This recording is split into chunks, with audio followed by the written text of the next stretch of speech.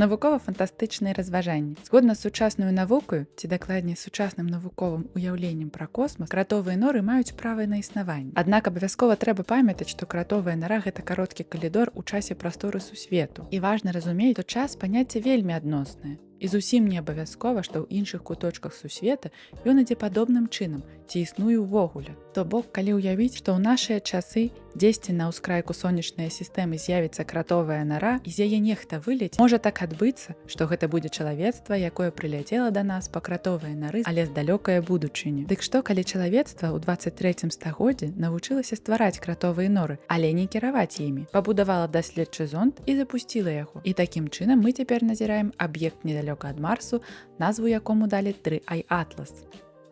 Дзіўна, што некаторы час таму я напісала аповед «Піянеры космасу», у якім падзеі адлюстраваны з боку касманаўтаў-даследчыкаў, якія прыляцелі ў зорную сістэму шукаць разумнае жыццё. І як яны моцна здзівіліся, калі выявілася, што прызямліліся яны ў Менску прыкладна нашых з вамі сучасных дзён. Калі я прыдумвала і гэтую ідэю, я не задумвалася пра прычыну, як так магло адбыцца. Але цяпер, задумаўшыся пра невядомы аб'ект 3i Atlas і аб'яднаўшы яго з тэорыяй кратовых нор, я атрымала тлумачэнне для свайго ж аповеда. Дарэчы, аповед можна знайсці на маім YouTube-канале «Чытальная заля».